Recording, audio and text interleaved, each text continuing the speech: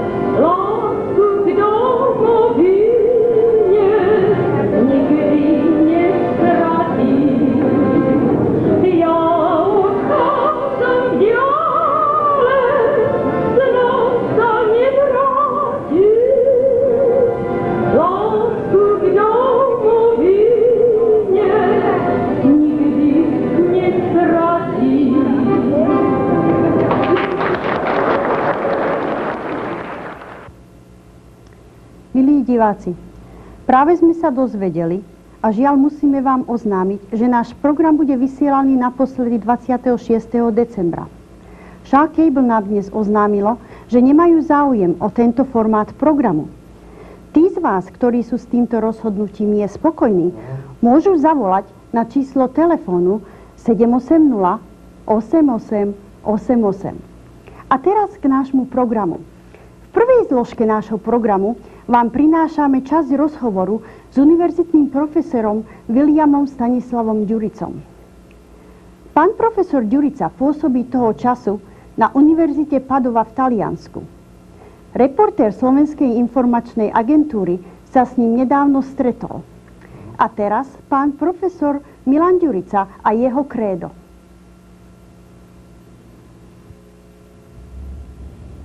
Narodil som sa v Krivianoch, to je pri rieke Torice, nedaleko Sabinova. Ale moja rodina pochádza z Detví. Naši prarodičia boli totiž železničiari, tak ich vykomandovali, keď postavili železnicu Prešov-Orlov. Ja si pamätám, môj pradedko, hoď strávil celý dospelý život v Šariši, do smrti si zachoval detviansky jazyk, detviansky prízvuk, ktorý ho robí trochu cudzím z Krivianov. A zaujímavé, až podnes sme zachovali príbuzenské vzťahy s našimi už teraz ďalekými príbuznými z Detvy a okolia. Studoval som gymnázium v Prešove, potom som mal začať tretiu triedu v Krakove, ale prišla vojna, tak sme sa z Poľska vrátili a išiel som pokračovať do Šaštína a maturoval som v Trnave. Po maturite odišiel som ešte legálne na pás, možno som bol jedným z posledných študentov, ktorí v roku 1947 na jeseň ešte dostali vycestovacie povolenie a pokračoval som už ako Salesian v mojich štúdiách v Taliansku. Absolvoval som kurikulum filozofie, potom som vyučoval 2 roky filozofické disciplíny v Taliansku a v Belgicku. Potom som sa rozhodol pre kňazstvo, pre teológiu, ktorú som zase absolvoval v Taliansku. A hneď po vysvetení za kňaza bol som menovaný za docenta teologickej morálky tu nedaleko Pádovy, kde sme mali odbočku našej Salesianskej teologickej fakulty. Ako mladý docent mal som pomerne málo prednášok, tak som sa ešte zapísal aj na politické vedy na tunajšej univerzite v Pádove. Popri zamestnaní, samozrejme, kňaza aj docenta teológie. Keď som potom po 3 rokoch promoval, tak ma pozvali za asistenta v katedre, ako sa to na Slovensku nemáme celkom presný ekvivalent. To bol predmet, ktorý študoval medzinárodnú politiku, medzinárodné dohody a súčasne aj ústavné dejiny východnej Európy. Postupne zriadili osobitnú katedru pre tento predmet, kde ma najprv poverili prednáškami, potom som sa tam habilitoval, až postupne som sa stal riadnym profesorom dejín východnej a strednej Európy. Až doposiaľ zastávam túto úlohu, hoď už som prakticky dosiahol aj penzijný vek. Medzi tým, popri mojom vyučovaní som sa venoval aj publicistickej, vedeckej činnosti, takže moja bibliografia, ktorú nedávno publikovali na Slovensku, počíta pekných niekoľko 100 titulov. Aj bibliografiu, kde písali o mne, teraz začínali zhromažďovať, aj tie je pekných niekoľko 100 titulov. Keď človek pracuje na tomto poli, samozrejme, potom prídu aj rozličné uznania, čestné tituly. To človek príjme, lebo nepridajú vám nič, ale každý cíti sa cíti spokojný, keď vidí, že aj vedecké alebo aj štátne autority vyslovia uznanie nad vašou činnosťou. Posledným takýmto uznaním bol dekret prezidenta Talianskej republiky, ktorým mi udelil jedno z najvyšších štátnych vyznamenaní Talianskej republiky za zásluhy o Taliansku republiku. Ja som sa mu za to samozrejme poďakoval, ale v motivácii výslovne hovoria, že či Talianská republika oceňuje, čo som vykonal, tak pre taliansku kultúru, ako aj pre oboznamovanie talianskej kultúry so slovenským národom, jeho dejinami a jeho kultúrou. Toto môžem povedať, mi naozaj pripadlo veľmi milo, lebo často sa stáva, že ako konečne už aj písmo sväté hovorí, nikdy prorok nie je vzácný vo vlastnej vlasti. Že cudzí ľahšie si cenia, čo človek urobí pre nich, aj pre svojich, ako svojich vlastných. Na to je veľmi jednoduchá odpoveď. Môj stav, som kňaz Salesian, vám dáva odpoveď na moje kredo. Ako kresťan, ktorý zasvetí svoj život v kongregácii Salesiánov výchove mládeže, za hlavný cieľ môjho života som vždy pokladal na vedeckom poli hľadať pravdu, lebo Boh je pravda. Preto aj svoju vedeckú činnosť som vždy pokladal nielen za súladnú, ale za podstatnú, vlastnú môjmu povolaniu kňaza a vychovávateľa. Práve toto mi dovolilo byť slobodným na vedeckom poli, nedať sa podmiňovať nejakými pseudovedeckými záujmami, či už politického, ideologického, štátoprávneho a podobného rázu. Hľadal som v dokumentoch pravdu aj o slovenskom národe a keď som sa o tej pravde presvedčil, ja som nečakal, kým sa znovu vyhlási samostatná Slovenská republika. Prednášal som, písal som, že Slováci ako každý iný národ majú právo na svoju samostatnosť. Dokazoval som to práve i historickým vývojom a mal som aj na tomto poli tú satisfakciu, ktorú nezažijú mnohí historici, že ich historické kredo vývin udalosti potvrdil aj skutočnosťou. Že som ešte zažil uplatnenie toho práva, aby sa Slováci sami, aj svet, aby ich považoval za taký istý, plnohodnotný a rovnocenný národ, ako každý iný národ v Európe a na svete vôbec.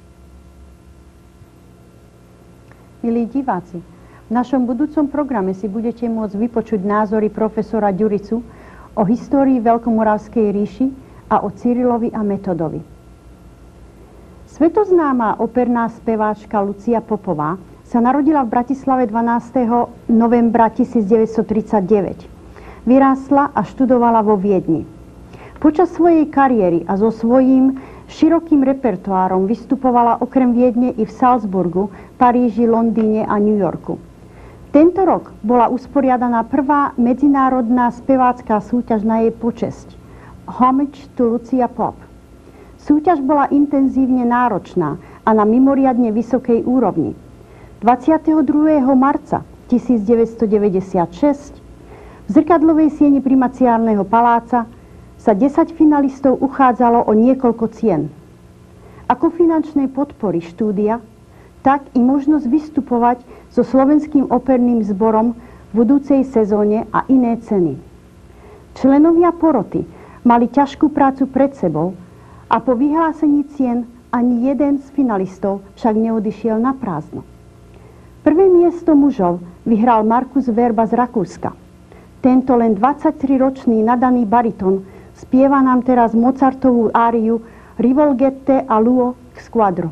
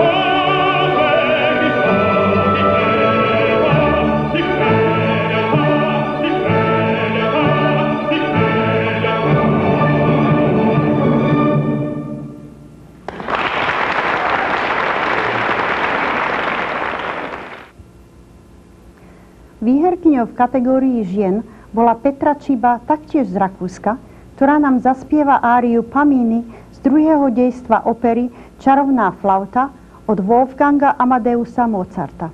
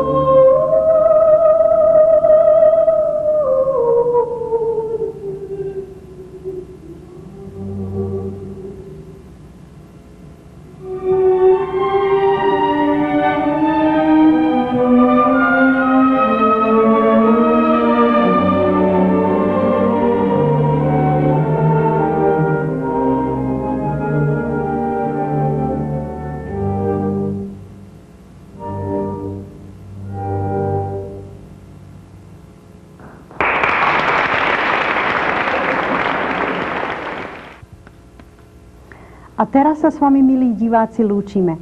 Zavedieme vás do Východnej na tradičný každoročný festival ľudového folklóru. Prajme vám dobrú noc a dovidenia.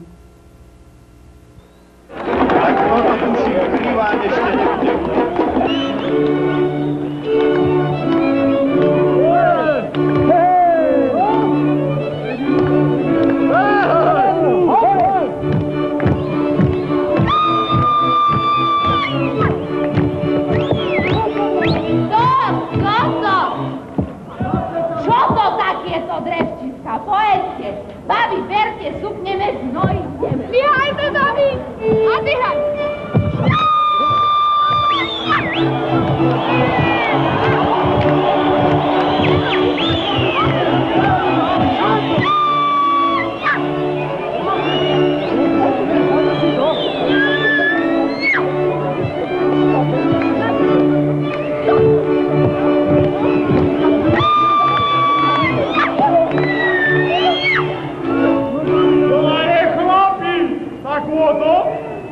Dáme sa zámbiť? Nedáme! Jano, hýbaj! Poďme! Hraj!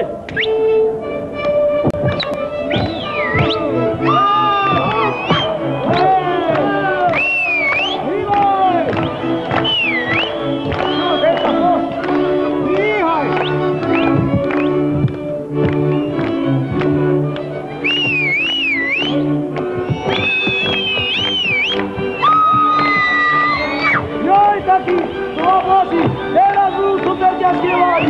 Pero, hýbaj!